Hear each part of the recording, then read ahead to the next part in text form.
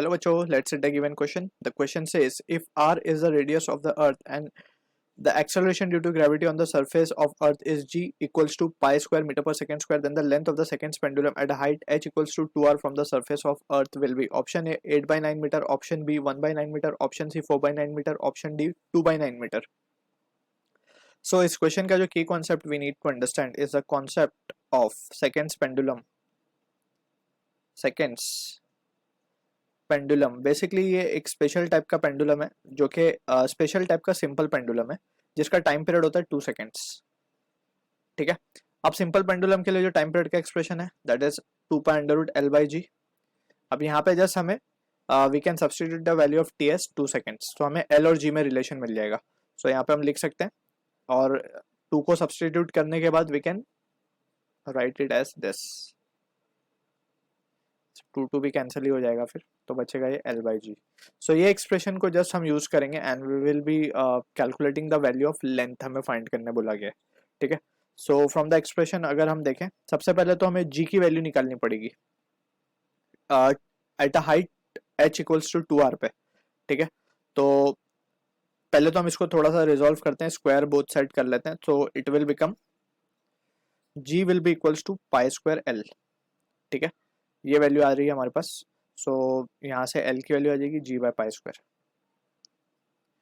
तो ये वैल्यू को हम यहाँ पे से सॉल्व करेंगे, इसको यूज करेंगे, इसको बोल देते हैं एक्सप्रेशन नंबर 1. अब हम बात कर लेते हैं g कैसे कैलकुलेट करें. g हमें 2h हाइट 2r हाइट पे चाहिए.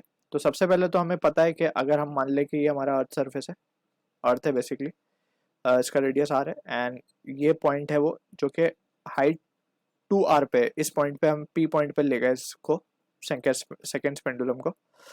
तो यहाँ पे अगर हम देखेंगे तो p पे एक्सेलरेशन ड्यू टू ग्रेविटी कितनी होगी. सबसे पहले तो हमें पता है acceleration due to gravity at height h it is given by the expression gm by r plus h का the whole square, r plus h का द होल स्क्वायर. ठीक है. क्योंकि हाइट कंपेरेबल है सो ये formula we will be using. And यहाँ पे आप इसको थोड़ा सा रिजॉल्व करें तो gm को again we can write gr square और उसको हम लिख सकते हैं R square upon R plus H की जगह पे वी कैन सब्सटीट्यूट, ये जो एच गिवन है ये है 2r के बराबर. सो 2r और उसको द होल स्क्वायर कर देते हैं.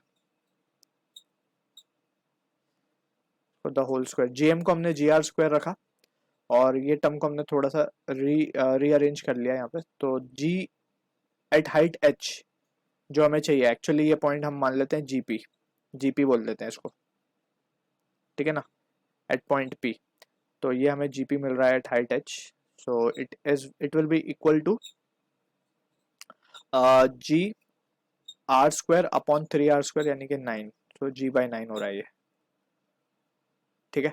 अब ये वैल्यू को इक्वेशन 1 में सब्सटीट्यूट करके we can get the answer for the question. So from expression 1 length की जो वैल्यू आ जाएगी हमारे पास.